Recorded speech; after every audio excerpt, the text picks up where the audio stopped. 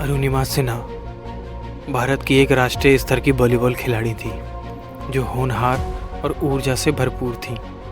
लेकिन 2011 में एक दिन उनकी ज़िंदगी हमेशा के लिए बदल गई। वो ट्रेन से यात्रा कर रही थी, तभी कुछ लुटेरे ट्रेन में घुस गए और उनसे छीना-छानी करने लगे। अरुणिमा ने उनका विरोध किया, तभी लुटेरों ने उन्हें धक्का दे दिया चलती ट्रेन से।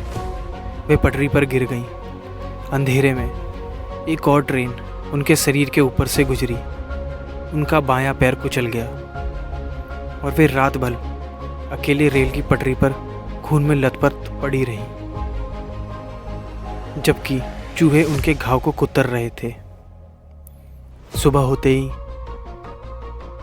जैसे ही लोगों ने उन्हें देखा, उन्हें अस्पताल पहुंचा दिया और वे बच गईं, लेकिन उनका पैर काटना पड़ा। ज़्यादातर लोगों के लिए यह कहानी का अंत होता है, लेकिन अरुणिमा के लिए यह सिर्फ एक नई शुरुआत थी। अस्पताल में रहते हुए उन्होंने एक साहसी, अविश्वसनीय घोषणा की। उन्होंने कहा कि मैं माउंट एवरेस्ट चढ़ूंगी। सभी लोगों को लगा कि वे पागल हो गई हैं, लेकिन उनका इरादा सच्चा था। उन्होंने बेछिंदरी पाल, एवरेस्ट पर चढ़ने वाली पहली भारतीय महिला के मार्गदर्शन में महीनों तक ट्रेनिंग की। उन्होंने दर्द, डर और असफलता के बावजूद काम किया। प्रोस्थेटिक लेग के साथ चलना सीखा और फिर चढ़ना सीखा।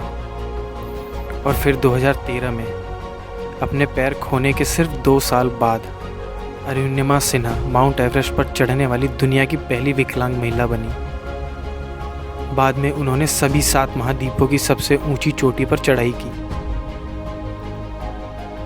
यहाँ तक कि जब जीवन आपको सबसे कठोर तरीके से नीचे गिरा देता है, तब भी आप पहले से कहीं ज़्यादा ऊंचा उठ सकते हैं। आप अपनी परिस्थितियों से ज़्यादा मजबूत हैं और आपके सपने वैध हैं, चाहे कोई भी उन पर संदेह करे।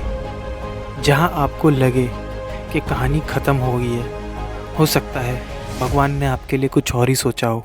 बस थोड़ी सी हिम्मत और आप के लिए वह एक नई शुरुआत आपको कहीं से कहीं ले जा सकती है।